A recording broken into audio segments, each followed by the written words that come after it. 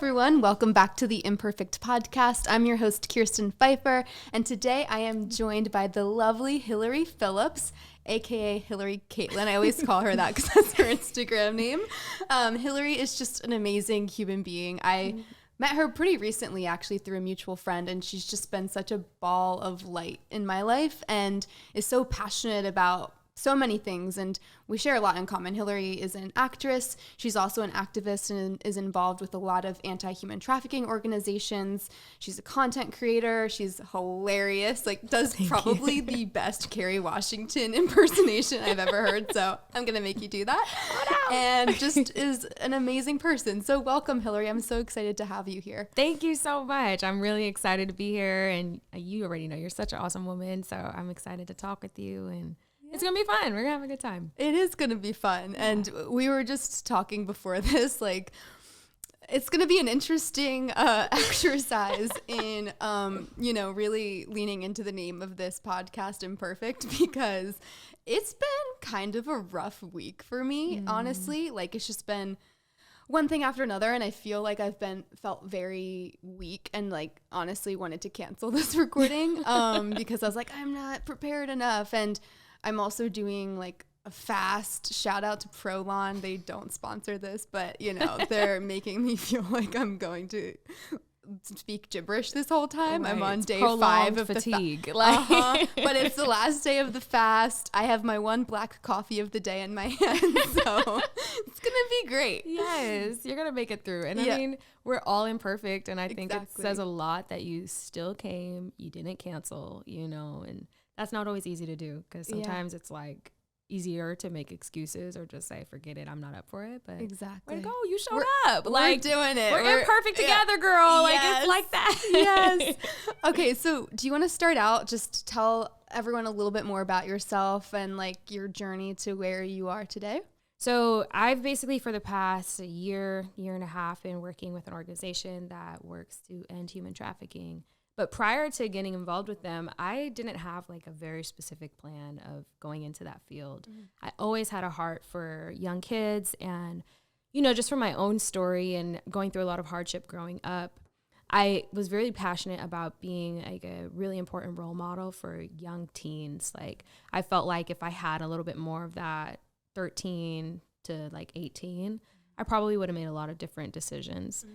So with that in mind, always having that passion, when I got the opportunity to work with ending human trafficking, and I found out how many teens from 12 to 18 are being exploited, it blew my mind. And it was actually a homegirl of mine. She had known about the organization and was talking to me and was like, yo, if you ever want to volunteer, let me know. And so I had kind of had it in my mind, but it wasn't until after 2020 that basically, I had been looking for work, girl. You know how it was. Everybody's looking for a job. It's dang, there's nothing. Yeah. So I was just focused on creating content, kind of hustling, finding ways to just make ends meet, because my job I had at the time closed down. So anyway, towards the beginning of 2021, a mutual friend had somebody over, and we were talking, and she brought up this organization. And I was like, oh my gosh, my homegirl has worked with you all before. Can I volunteer? And she's like, we're actually hiring full time. Wow. Send in your resume. And so to me, it was such a God intervention, because I had been looking and not getting opportunities, or I get an opportunity and it wasn't the right fit. And so it just felt like the perfect timing. Wow. And, I've learned a lot about our imperfections and how flawed we all are, whether we've gone through extreme trauma or haven't, or somewhere in between. I've just learned so much. So I could go on and on about it, but that's a bit, I guess, of me related to human trafficking. And No, and that was going to be one of my questions, is how you got into it, because I think that's also something that people constantly ask me is, why are you so passionate about human trafficking? Have you personally been impacted? Because it does sound like something random. At what point do you become so passionate about a specific cause? But I do think in my story too, it's something that God really put on my heart. And you look at the series of events, I was not pursuing that at all. I didn't even know what human trafficking was until a few years ago. And it was just one experience after another where I was like, oh, wow, I can't ignore this anymore. And I feel like God is calling me to this. So what do you want me to do about this? And just God connected me with one person after another, and it's kind of crazy like where he's led me into that. But I think the thing that you and I have talked about before that has been really impactful that I want to share with listeners is just how much, like, I think when you haven't had those experiences and you don't really know much about human trafficking, it sounds like something that is so far away and unrelatable.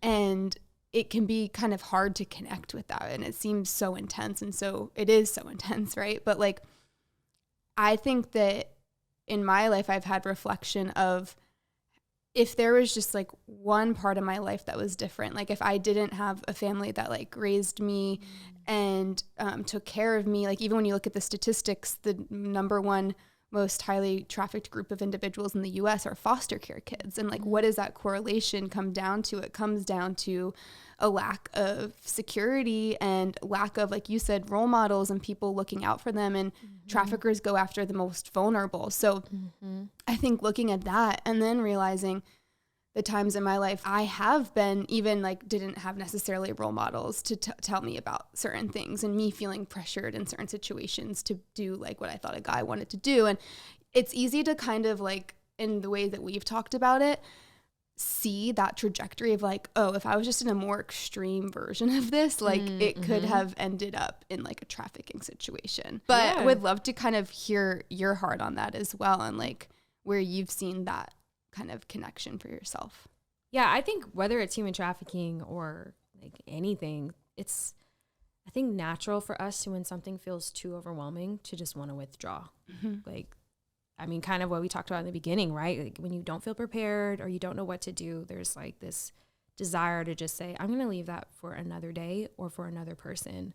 But I think when it comes to fighting to end human trafficking or whatever other cause somebody's passionate about, like, it's coming to this understanding that we really aren't that different from one another. And it's just a series of changes and courses that we could have taken in our lives to be in that exact same position. And if not us, then who? Like, that's something I hear said a lot, but it's true. Like, we have to be willing to show up in some capacity, because life shouldn't be just about us. Like, we have to at some point step outside of ourselves if we want to make an impact. And so I think, like, while it can be daunting, we don't have to deal with the entire issue at once. It's like looking for the little avenues and the little ways you can make impact that overall will have a ripple effect. If more people know, if more people recognize the signs, and they're able to just be there with vulnerable youth. Maybe they're not even dealing with youth that have ever actually been exploited, but they know some teens who might be at risk, or, you know, they just need some extra support.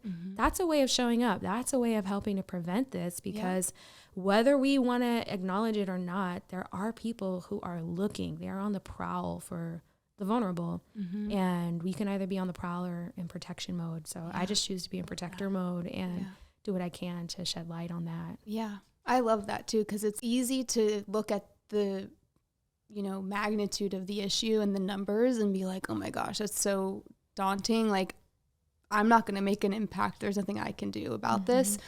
But when you zoom out and you look at, you know, the fact that traffickers prey on vulnerable, like, okay, that's like, what are the things we can do to protect the vulnerable? And that goes from like protecting children to protecting women to protecting even men. Like, there's so much that we can do. And so it's like, whatever you feel like your heartstrings are being pulled towards, like, it doesn't have to be human trafficking, but all these things really are interconnected. And the more that you can like look around and support someone in need and step into that space, like, it really does make an impact. And like you said, have a ripple effect. And I don't know about you, but it's led to the most fulfilling work in my life. And like, God is so good that like he gives you the desires of your heart, and then maybe he'll take you along this like side path that you never would have thought. Like, I never thought I would be doing this, but he's blessed me in my like film career by getting involved in this work too. Like, the people he's connected me with and the opportunity he's given me just by like stepping into, you know, making films about it, and the people I've met through that. And it's like, that was never part of the plan, but it's been so fulfilling. And I don't know if you experienced that. Girl, that's my whole life. Like, curveball after curveball, you know. It's like, you think scripture says man plans their way, but the Lord directs their paths. And so I think it's kind of this this understanding that we can plan all day long, Mm-hmm. but we don't always know what tomorrow holds. And so I think there's like this fine line, especially as creatives and being very like goal-oriented people. There's this fine line between planning and looking ahead, and also remaining open to outcomes. Like, because we really don't ever have control over any outcomes. You know, that's just a facade. We like to convince ourselves of, you know, like, oh, I can make this happen. But truly, like, we don't always know exactly what will happen. So I think it's like, whatever it is, whether like it's showing up and being there for a youth, it's pursuing a project, you know, you're just living your life trying to work towards things that are in your heart to do. Like, how often is it that we end up in a route that was not where we originally planned to go?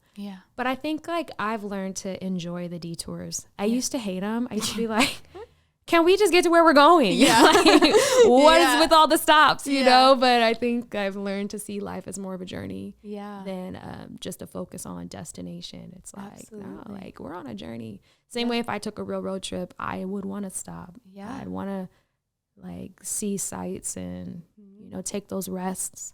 And so I think that, you know, if we learn to embrace that a little more, the kind of curveballs, we'll learn that that's actually what makes life exciting. Like being able to look back and say, wow, I never planned to be here, but here I am. Well, even we wouldn't have met if it weren't for this detour that we both were taken on, you know, like our mutual friend literally connected us because he was like on a call with you and heard you talking about your passion for fighting human trafficking. I was like, oh, you need to meet Kirsten. And like, here we are. And we've like, I thought that, you know, it was going to be a conversation with someone that like shared that passion, which it was, but it was such a surprise to hear like how much we have in common with so many other things. So I was like, initially I was going in, I'm like, all right, I'm going to recruit her to be on my podcast. And then I'm like, what is this podcast even going to be about? Because we can literally talk for hours about so many different things. So here we are, prepare for 2 more hours. No, I'm kidding. Get ready, people. Exactly. When I was pseudo prepping for this, I was looking back on some things that I had written. Like I've written kind of like mini essay articles. I'm such a nerd. Like a few years ago when like I just got really inspired by the overall like cultural narrative that I feel like has put us in a situation where not only human trafficking, but like sexual abuse is so rampant. And I know that we had talked about that in our initial conversation and kind of drawing that like connective tissue there. And I was reminded that I wrote this like little essay. I never did anything with it, but I just like was processing my thoughts. And so I'm just looking at it right now because a lot of it actually connects to, there was Benji Nolo, who I had on this podcast a few episodes ago. He has a documentary called Liberated where it talks about this. And they specifically examined spring break in Florida and just like the massive sexual abuse that happens there. And there were some quotes to me that like really stood out. And I think it just will provide some more support of what we've talked about. Specifically in terms of hookup culture.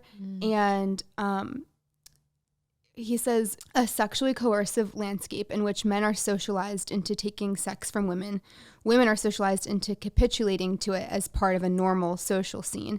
And then the terrain in which sex moves forward is extremely difficult and extremely dangerous, especially for women.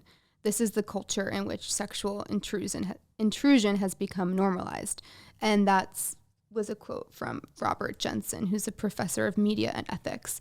It really like highlighted to me and like the overall narrative in that documentary is looking at the ways in which like women from a very young age are overly sexualized. And even when you look at, you know, some of the narratives in like fairy tales, like Prince Charm, like our value comes from like Prince Charming choosing us, and so like make yourself desirable to men, and it's like that constant like that's where you get your value. And I know, so this is where I'm trying to draw the line and like connect the dots, is like I experienced that growing up. Like I thought that in order to be like successful as a woman and to feel validated as a woman, I needed to earn the attention and admiration of men.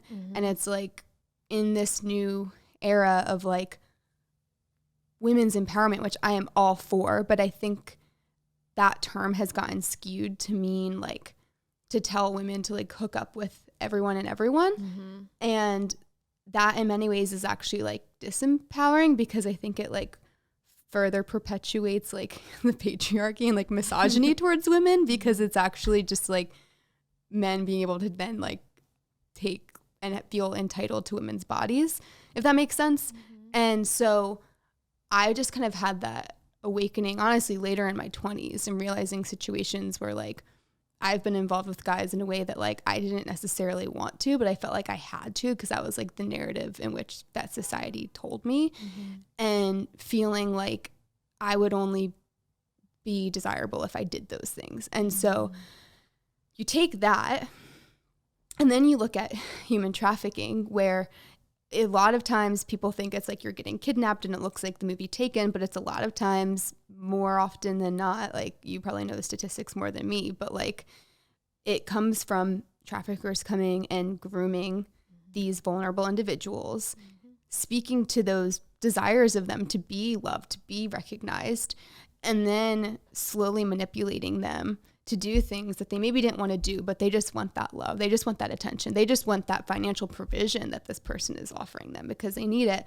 And then it slowly becomes force, fraud, and coercion into performing what they're doing. And so it's, and then there's no way out. And so that's where I just like get my heartstrings pulled out, is like, I've seen situations where I've felt manipulated or whatever. And that was not the extreme version of trafficking, but I see how it could be. And so it just like, it fires me up. And I like feel like when we were talking about it in our first conversation, like we were just like kindred spirits with that passion that I like wanted to talk about that, because I think there's a bigger systemic issue here that even puts our society in a place where this is happening so rampantly.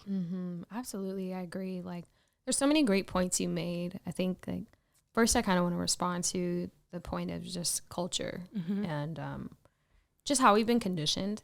I think that we're hypersexualized on both sides. I think women and men, but with different perspectives. So this might be too much of a generalization, but I think women, we tend to want to be wanted.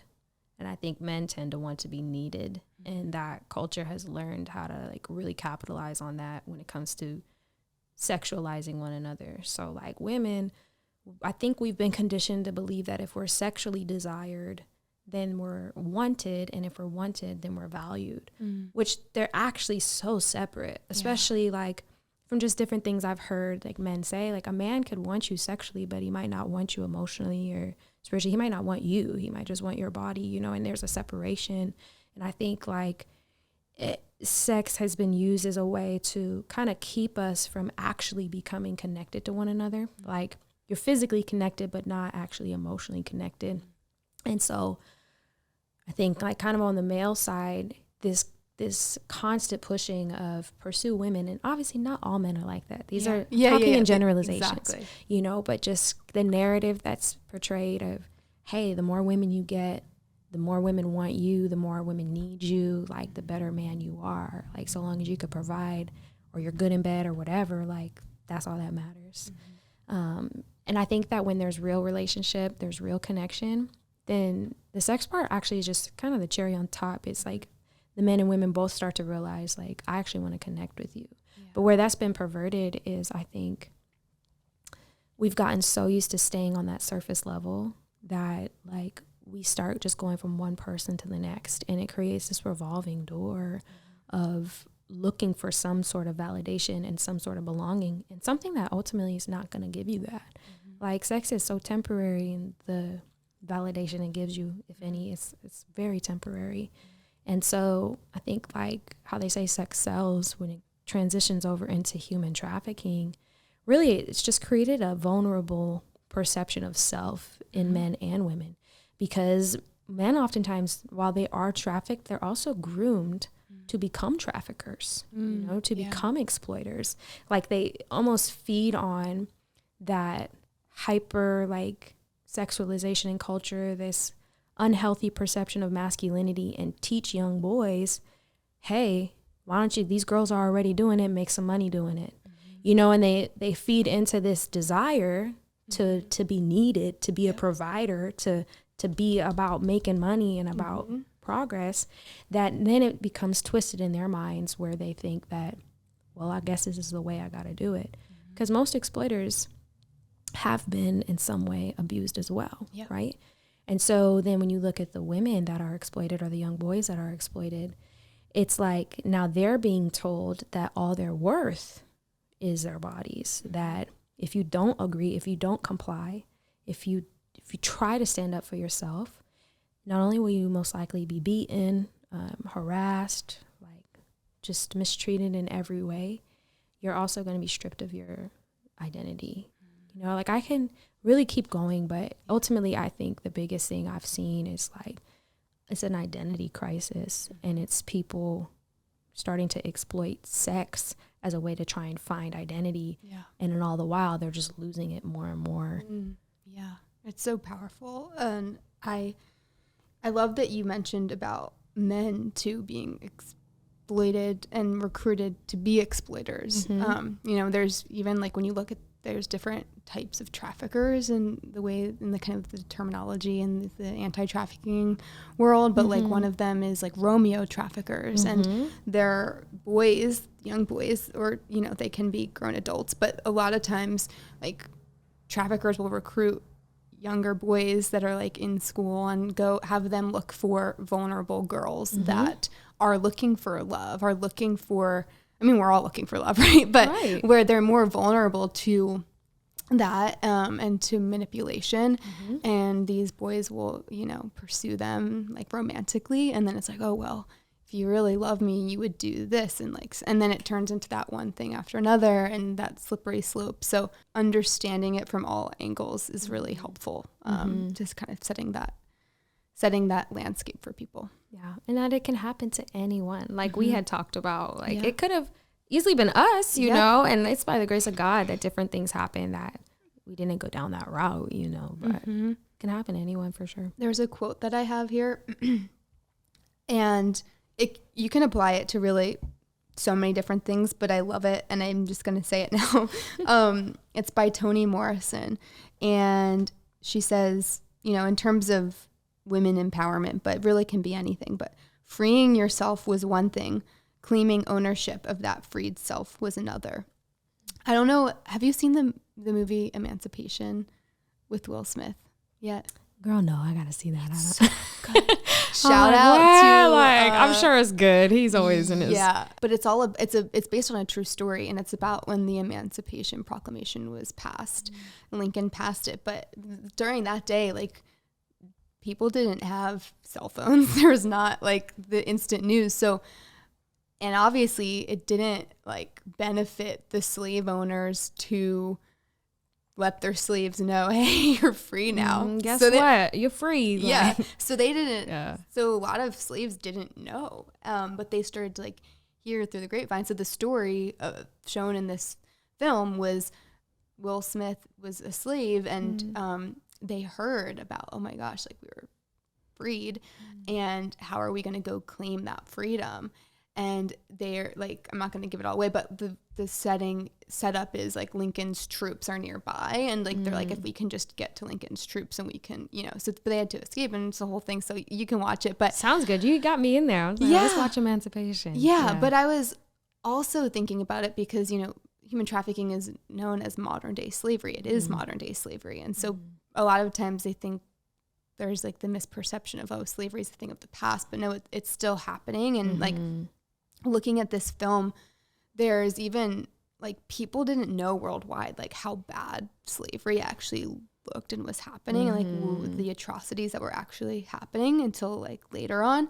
And so, and people like even today we look at slavery in the past and like, oh my gosh, it's so terrible, it's such a terrible part of our country's history, but it still is happening. I just was watching that and I was so like kind of angry because like the whole thing is enraging, obviously, but also like that's still happening. And like that idea of like having to claim that freedom, whether it's like us as women, right? Or claiming that freedom for, and like fighting for that freedom for the people that are enslaved and trafficking. It just was like something that stuck with me so much. And then I saw that quote by Toni Morrison when I was prepping for today, and I was like, that's so good. I want to share that because I feel like it really weaves into the themes of what we're talking about. Yeah, like claiming the freedom. Yeah. You know, it was probably one of the most shocking things I learned working with survivors was really how many of them don't realize they're victims. Yeah. Like they don't realize, because of all of the manipulation and because of the way that they were groomed for so many years and forced into survival mode. And survival mode meant you can't go against whoever's trafficking you. Like if a person's exploiting you, like you better be careful, because it really does become a life and death type of situation for them in many cases. So when they're in the restoration process and you're there to pretty much, I guess, based on your example, like act as the troops or act as the people to help them claim that freedom, just seeing how difficult that transition is. And what I think is so unique about the issue of human trafficking is it's like almost an invisible slavery. Yeah. Where, you know, there's not always physical chains. Sometimes there are, but most of the time there's not. There are these mental strongholds and this total twist of life and reality. And it started most of the time before they ever met an exploiter. It started when they were really young, different experiences they had growing up, previous abuse, whether it's physical, sexual, emotional, or all of the above. Like they were a lot of times conditioned and prepared to be exploited by life experience. And so then when a trafficker came along, it was like, oh, perfect. The ground's already been laid. Yeah. Now I just got to plant my little seeds and do what I want to do. And so it's kind of, I think, when you do start to work with survivors, you realize like I have to till a lot of this soil. I got to soften your heart a bit and show you that all of the things you've learned to survive in the past, like that's going to actually hinder you moving into freedom in the future, and having to really uproot a lot of those lies, a lot of those false beliefs, you know. And I learned so much through the work, because while I myself wasn't trafficked, I could see how much like of the manipulation and how much mentally like we can all get trapped. Yeah. You know, in different ways, and the warfare of the mind, and the importance of learning how to have like boundaries on your mind, and how to control like what you really believe about life and about yourself. And you need people to counter lies, because if you're constantly surrounded with the same narratives and you're telling yourself those lies, people are telling you those lies, that's all you're going to believe. Yeah. And so the culture shock that a lot of the girls we work with have of coming in and suddenly there's people telling them your life matters, when they've had people saying God knows what about them. Right. You know, when we say like your body is valued, like you should never be treated in this way. Yeah. It's these strange, this unraveling for them, you know? And so, yeah, I think the experience humbled me tremendously, because I'm like, you know, well, I'm not in this situation. Like, we all have to be aware that like we feed into lies sometimes, and we have to choose which lies we believe. Wow. And, you know, so good. And that actually was going to be my next question, is like, what have you learned about this through working with these survivors? Like, what have you learned about yourself through this? And I think what you shared about, you know, what are the lies that I'm even believing, and how do I have boundaries, and surrounding myself with community that will remind me of who I am, because we're all susceptible to those lies, you know? And so much of like what I shared in the beginning of this, like having a really bad week, like I was just like hearing like so many lies about myself this week, and it was like a mental torment, you know? And just really having to push through that and like surround myself with community, and surround myself with like, and saturate myself in God's word of like what he says I am, you know? And it is impossible to do any of this work, whether it's human trafficking or caring for anyone else. It's not, maybe it's possible, but it's not sustainable to do it if you're not taking care of yourself. And I think that was also a lot of like what I was experiencing this week was like, and just got like God kind of unraveling for me, like how much I try to do for other people, but I'm not taking care of myself, and like setting those boundaries, even in my schedule and my time and what I say yes to, because if I'm not being my advocate to make sure I'm filled up, like no one else is going to be. And the importance of like, if you're operating from an empty cup, you're not going to help anyone else, you know? And so I think being involved with this work or anything else, it's so important to do that. And it's also important to make sure that in the same way that you're advocating for these survivors, like not believing these lies and like reminding them of their worth and their value and setting boundaries, it's so important for you to be practicing that. Absolutely. So how have you cultivated that in your life? It's looked different. It's constantly changing. Like, I don't have it mastered. I think last year, I'll speak of like November, December, holiday time, I was in my feels, man. Yeah. Like, I don't know what happened, but I was just feeling so down around November. And it came out of the blue. And I was talking to my sister a lot. And I was like, girl, I don't know what the heck is up with me. I'm just feeling so sad. But I also started to realize like a lot of past experiences were coming to my mind. Like I was kind of almost being like reminded of things that had happened in like the past around that time of year. And like, you know, I realized that a lot of what I was feeling in the present wasn't actually related to the present. It was related to old things.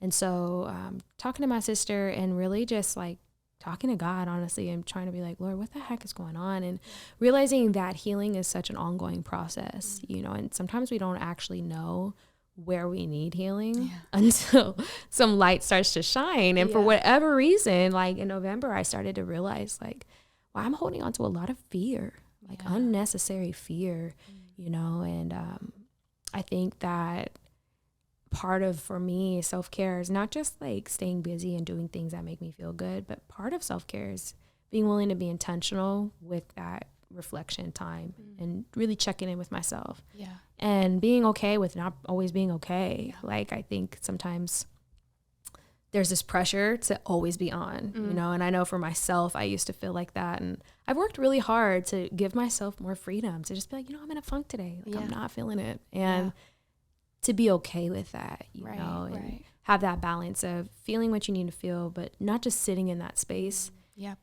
indefinitely, being like, okay, like now what? What's next? Totally. And so I think a lot of what was coming up for me was an opportunity actually to just reflect, process, examine maybe where I wasn't being intentional, where I wasn't taking enough time, you know, and also acknowledging a lot of change. You know, I had gone through a lot of changes and they were great changes, good opportunities. But I think sometimes we don't recognize that grief is not always like death. It's a response to any significant loss of any kind. And so even like moving somewhere or changes in friendship dynamics, like whatever the case is, there's sometimes a space of grieving where you're learning how to live in a new way. Wow. And so I think taking that into account has also become part of my self-care. Wow. And I also love martial arts, girl. Yes. Like that's my jam. I'll be up in there like doing my Krav Maga, my jiu-jitsu, all of that, creating. Like, those things have been a really cool outlet for me to just create and pour into people and have fun. Get physical, work out, all that. Yeah. I love that. I'm like, I want to come with you to your martial arts. Girl, you got to come through. We'd be like, oh, y'all ain't ready. Yes. I used to do a lot of boxing, and like, for real? I have like my dream. People are always like, what's your dream role? And I'm like, honestly, if you pay me to do what I love to do, it's my dream role. You know, like, if you're gonna pay me, I'm happy. But one of the dream roles is like, honestly, if the FBI like ever recruited me, or CIA, to like go on missions to like get these girls, like help like rescue girls, and like in all the martial, like that's genuinely just like my dream role. So I'm like, whenever I'm boxing or doing martial arts, I'm like tap into that. And so I gotta go. It's like a superhero. Exactly. The spy. We're going in, like we're Black on a Widow. mission. Yes. I love that. And I love what you said though too about like acknowledging the pain and the grief that you're feeling, but not staying there but I think you do have to acknowledge it. Otherwise it will just come up and fester in other ways. Yep. And it's like, this is like an overused analogy, but it's like trying to put a Band-Aid on a wound that needs to like have some deep cleaning, you know, like it's just going to get infected and it's going to be eventually lead to other side effects that if you don't deal with it now, you know, but then once the wound is healed, you're not just gonna be like, I'm really sad I had that wound. Like I'm just gonna like stay in that victim mentality, you know. You got to move on from that. But also, I think what you said that I want to highlight as well is so great is sometimes we can be grieving things that we weren't expecting to grieve. So like even change, you know, and us like growing into stronger versions of ourselves and like new versions of ourselves, like there's still like a death of our old self there that you have to kind of like grieve and say goodbye to. And so there's like those growing pains associated. And I think a lot of times I feel that of like, why am I feeling this way? Like we have so many emotions and it's like, sometimes it's hard to even identify like why you're feeling that. So either you try to push through or you ignore it or you whatever, but like really taking that time to slow down. And again, like bring it before God and like spend time in like, for me, it's journaling really helps kind of uncover this, but recognizing that and then pushing through and not staying there necessarily is so important. So it's I love so that. important. Like I think like check-in questions are important too. Because for me, the hormones be having me acting all kinds of weird. Oh, and yes. so like I'll do check questions. I'll be like, are these hormones? Yes. Is this like war zone, like spiritual warfare? Yeah. Or is this like God's light being shown? Like, God, are you shining light on something you want to expose? Or is it all of the above? I don't know. Right, you know, right, it's like sometimes you don't know. But usually if like I know it's like around that time where the hormones gonna be acting a little crazy, I'm like, okay, I'm not gonna pay too much attention to this. Right. This probably is irrelevant. Exactly. And so I think too, like finding ways to also laugh at ourselves. Yeah. And just be like, look, we don't always have it figured out. We don't always know. But that's part of, I think, the beauty of growing and healing and learning to be. Right. Like one of the hardest things to do is allowing ourselves to be. It's so hard. Yeah. To just sit in that, to sit in our imperfections, to be open and vulnerable when we don't like what we see happening in our hearts, you know. Yeah. And I think what's been so therapeutic about the work, and I'm not currently working as direct care with survivors, but in the time that I was, as I'm teaching them things, they're like these little call outs to myself, you know, where I'm like, hey, like it's okay to not be okay. And then like in my mind, I'm like, but is it though? Like, do you talk to yourself like that? You know, or when I hear them like being really hard on themselves or critical, like it kind of was a mirror to certain areas where I'm being a hypocrite, with lack of a better words, and without trying to be, but like, dang, like I need to practice what I preach. Yeah. Like, and what you said earlier, which was so good, of you have to learn how to care for yourself. And I think you have to learn how to be vulnerable and accepting of yourself if you're going to be accepting of other people. You know, if you're constantly in a state of rejecting who you are, like you're going to be very limited in your ability to accept people and meet them where they are. Right.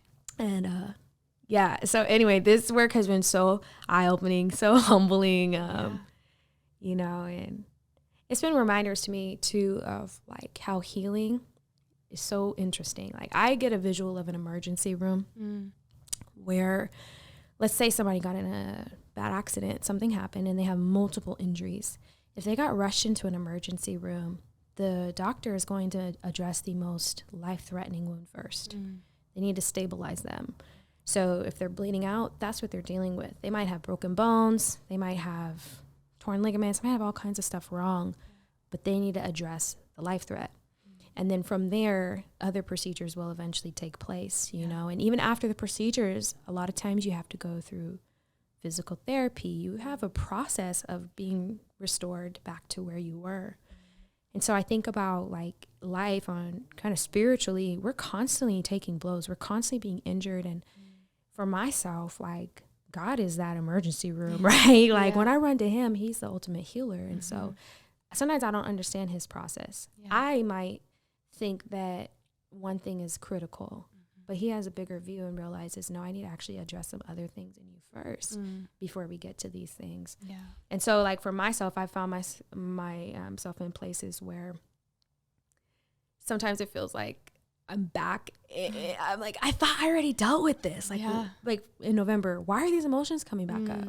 I thought I dealt with this. Yeah. But realizing, no, this is actually a whole different thing. Like, we're getting to a different issue here and different route. Yeah. But it's, even when it doesn't feel good, sometimes it is good. Like, it's a way of learning to accept, okay, like, I haven't fully arrived yet, but that's okay. That's okay. Like, yeah. It's okay. Yeah. You know? This is working now. It wasn't before. Exactly.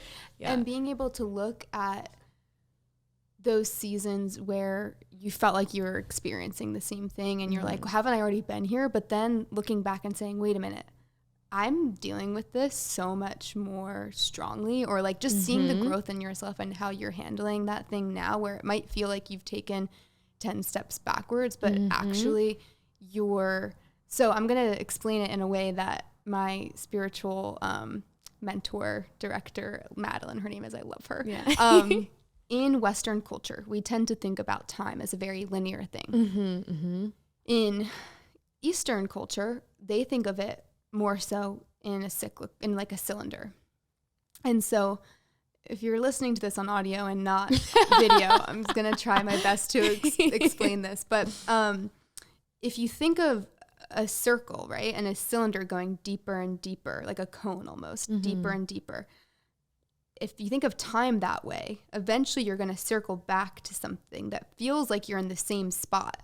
Actually, you're on that same plane, but you're on a deeper level than it. So you might feel like, oh, I feel like I've backtracked, but it's like God taking me to a deeper level with this.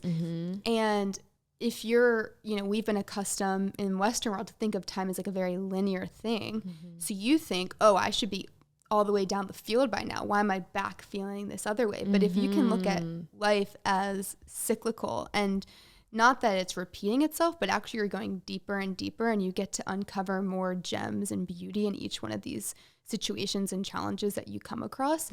It's actually not a thing to be dreaded or something to feel shame over or feel frustration. You can feel frustration. I feel frustration all the time. But like, just take a step back and say, okay, wait, this feels similar. I think it's an opportunity to look at patterns in your life of like, okay, is this a repeating pattern that I'm something in me that needs to be healed? Like, why does this keep coming up? Or is it just something that God is bringing me back to show me how I've grown, and like, how can I actually approach this in a new way? Or whatever it is, like, there's just always that opportunity to dig a little bit deeper. But I think that was so liberating for me when I started to really think of seasons in that way. And when you were sharing that, it just reminded me of that. Yeah, I love that. Like, you also had said something about like the mind not keeping track of time. I'm pretty sure, not just now, but in some conversation you had mentioned how, like, as time is more cyclical and it's not so linear, like sometimes we go through things and we think that because X amount of time has passed that, we should have a different perception of it. But sometimes, like, the way we handle trauma, it's as if it happened yesterday. Like, our brain is not looking at it as like time. It's literally, has this been resolved and processed and put in a proper place or not? And so kind of with overall what we were talking about, it sounds just a lot like trauma-informed care. Like, how do you provide trauma-informed care to others and yourself? And pretty much trauma-informed is just being aware of how trauma affects people and how sometimes there could be triggers, there can be things that come up that you don't know where they're coming from, but 9 times out of 10, they're related to trauma. Sometimes it's hormones, but like, just that there's that trauma element that in the extreme case could be human trafficking, but in other situations, every person alive has gone through some level of trauma. And I even know there's people that maybe they had a stable family, they on paper didn't really have a lot of hardship and have struggled with that because they feel like, well, when I get down or depressed or I feel these ways, like, I haven't gone through things that other people have gone through. Like, I shouldn't be this affected. But it's like whatever trauma you've experienced, that's all you know. Yeah. Like that's it. And so what may be a trauma to you might not be a trauma to somebody else, but it doesn't mean it's not something to be addressed, you know? Yeah. The thing that my acting coach always says is like, pain is the great equalizer, because the greatest pain I've ever felt in my life feels the same to me as the greatest pain that you've ever experienced in your life. It might look different and it might have a vastly different outcome, but it's still pain, and it's still the greatest pain I've ever felt, you know? And to try to like negate that or neglect that or dismiss that for ourselves or for other people actually leads you to a place where if you're not having that compassion for yourself and the trauma that you've gone through, because we've all been through trauma. We live in a very imperfect world. And, you know, if you can't have that compassion for yourself, then you're not going to be able to have that compassion for other people. Period. So you might think that, and I'm speaking to myself a lot in a lot of this, like you might think like, oh, I've not been through so many bad things, so I'm not going to complain about that, or whatever the narrative that you're telling yourself. But by you neglecting that, you're actually putting yourself in a position where you're not being more caring for other people. You're actually doing the opposite.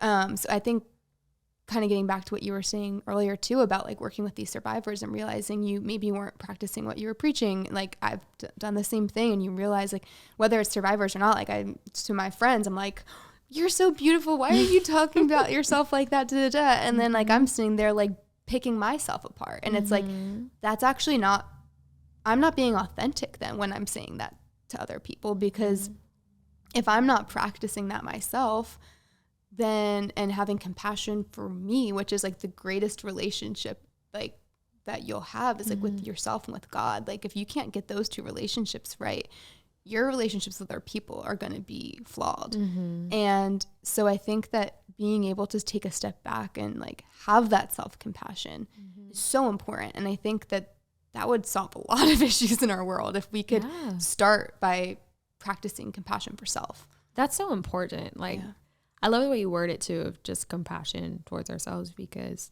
that's ultimately what it is. And even the acting piece, it's like we're so taught, don't judge the character. You know, you have to just look at their story and who is this person, like have compassion. And I think that a big part of like performance or just empathy, connecting with people, is a willingness to sit and just receive whatever it is that is being shared, you know, and taking the burden off to fix it all and figure it all out or make sense of it or even agree with it. Like you can have empathy without agreeing with what's going on, you know. Like one of the things I've struggled with is it's hard for me to have empathy for exploiters. I know that there are people who have reached a point where they have genuine compassion. I am not there yet, and I wish I was. Like, but that's just being honest. Like, I have so much frustration with the injustice of what's been done. But even that, even saying that, is like a humbling thing for me, because it's like we all fall short. None of us are fully just, you know. And so it's like, if I want to make that argument, then I need to look at myself too. Like, okay, you might not be trafficking people, but like what areas of your life are you being unjust in? Like, you know, and kind of like this constant posture of saying like, you know, sometimes we'll struggle with things, we'll struggle with empathy, or we'll struggle with whatever based on our perceptions and experiences, but always bringing it back to how do I like accept myself and acknowledge the reality of like where I'm at. And I heard a preacher say something once that I reread in a journal recently. He was like, how often are we not aligned with what we say? Like how often are our hearts and our words misaligned? We say things, but it's not really what's in us. And his whole message was like, how do we become more aligned with our words, where our words truly mean what we say? Like, and it just got me thinking, because even how we've been talking, how sometimes you can say something and realize, well, I don't practice that. There's a misalignment. Yeah. There's something that needs to be adjusted Wow. in thought and behavior and attitude and Wow. posture of heart. And so every time like I notice those hypocrisies or those misalignments, it's really just a step back opportunity to say like, okay, what's the real deal? How do I get transparent? What do I really think? And if that's not what I want to think and believe, how do I stop thinking and believing those things? That's so good. I love that.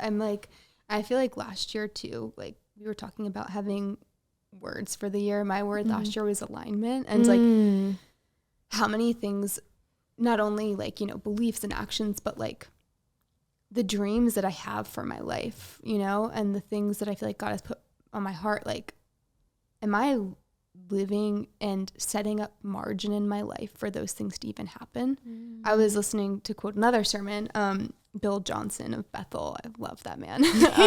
He had a like sermon clip the other day, and it's like part of faith is also creating like structure and margin in your life for the things that you're praying for. So like if you're praying for a child, like build the extra room on your house now, like create that and out of faith, you know?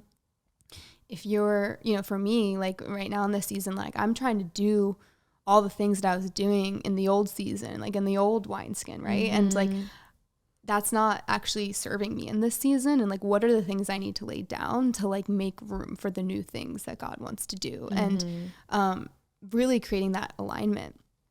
And, you know, another example he gave was like, if you're praying for like financial provision, like do you have the structures in place of like on your finances to be able to steward that well when it comes? Like, are you organized in your finances, even with the little?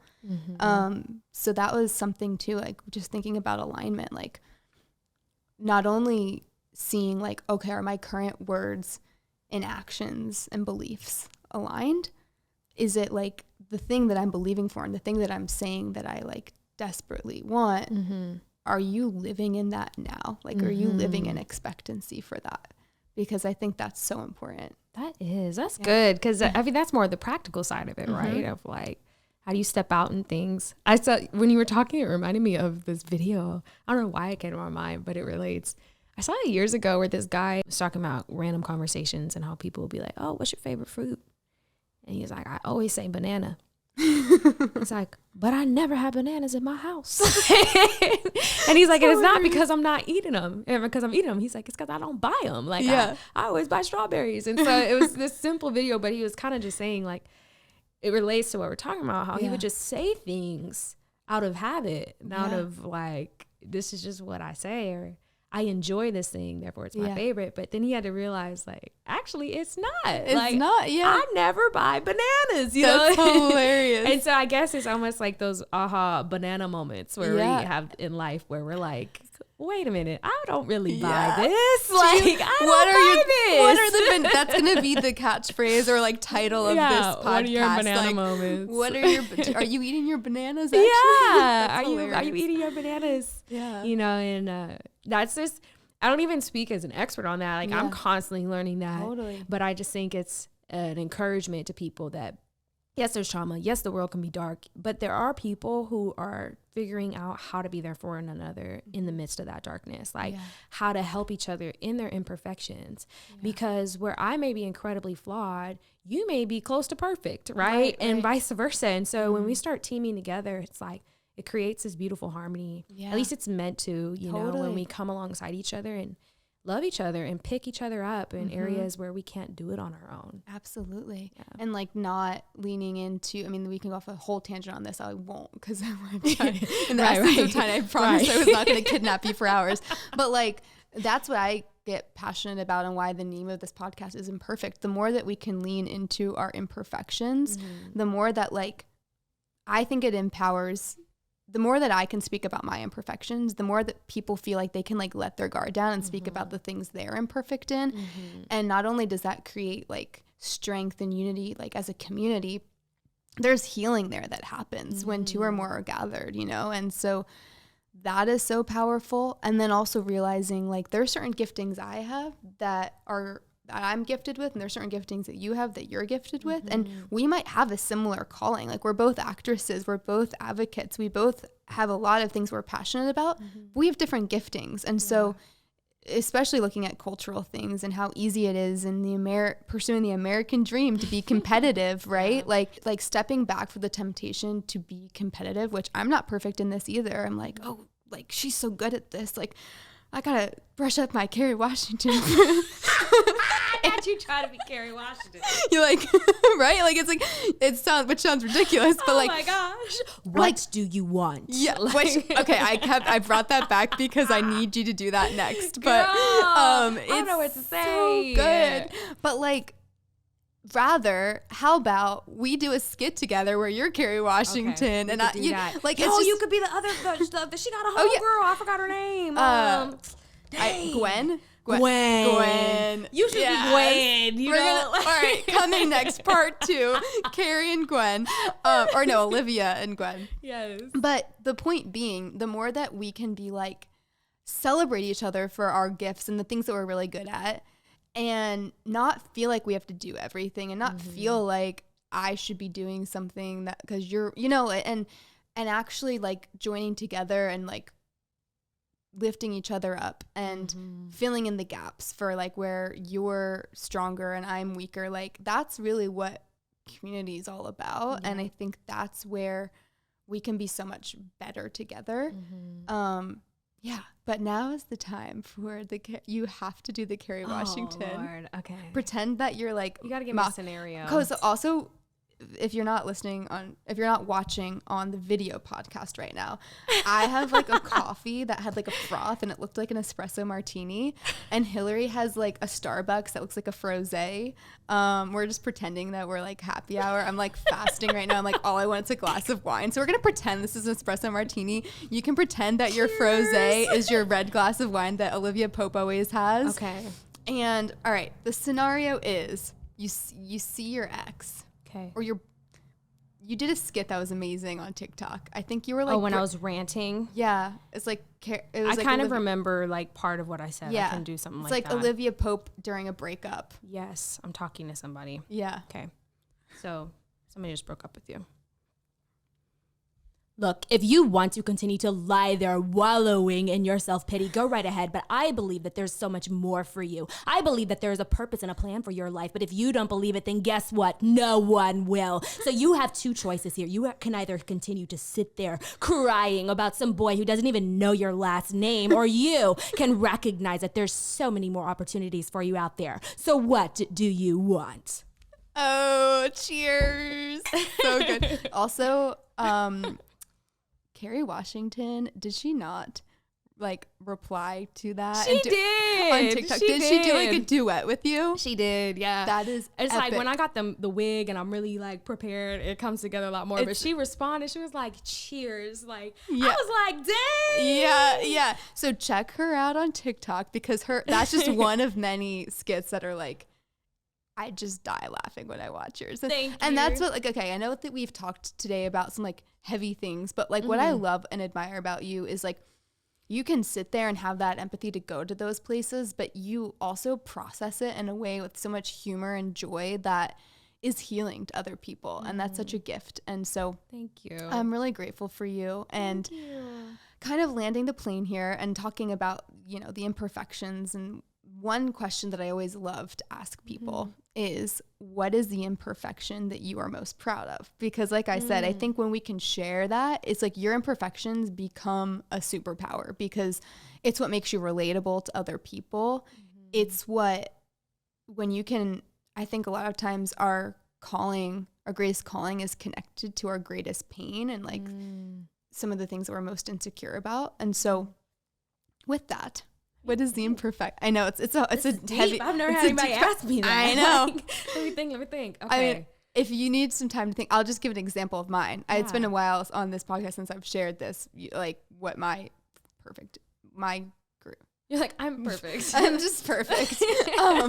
But you know, I was as a kid diagnosed with OCD, and I was like so ashamed of it. And I didn't want anyone to know. I'm like, that's so embarrassing. This is before the era of like, it's cool to have a therapist. And I was like convinced I didn't actually have it. I thought that my therapist, David, was just the devil. And I was like, he's ruining my life. And I was convinced that I outsmarted David, like to get him to clear me. I was like, I just need to get out of therapy as quickly as possible.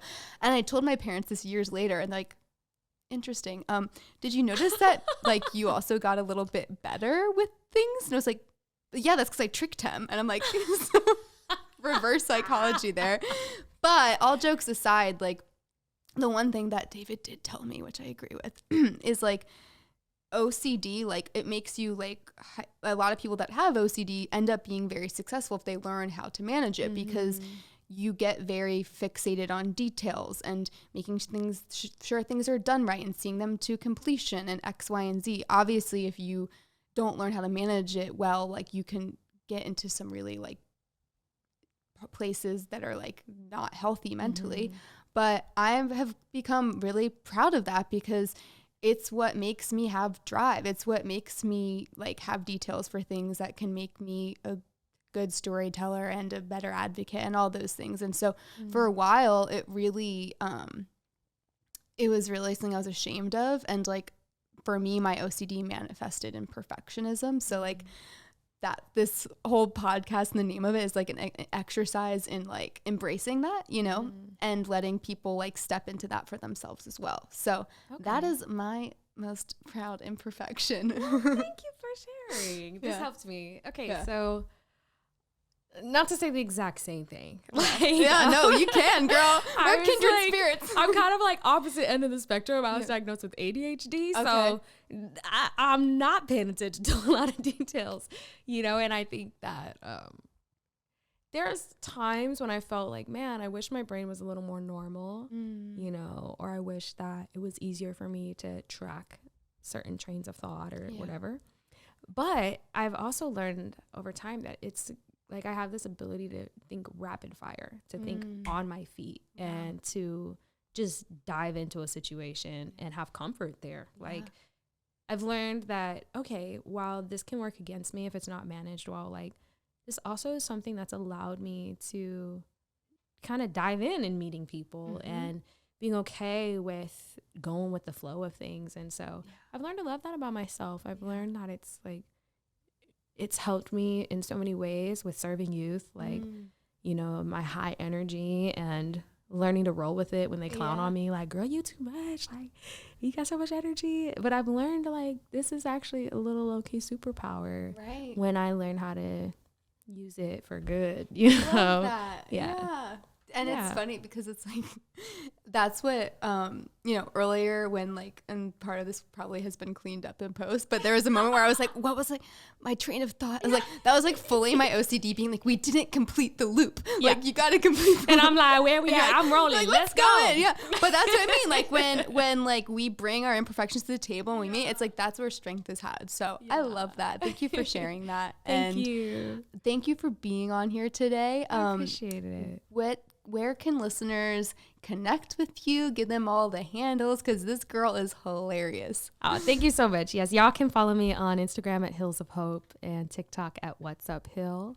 And just stay tuned. I'll be dropping new content, and I have a children's show that's going to release soon. So just waiting on official dates for that. But yeah, stay tuned. So excited. Thank you so much. You're such a gift, and I'm so honored to have you here today. Thank you. Thank you, everyone, for listening. We'll see you next time.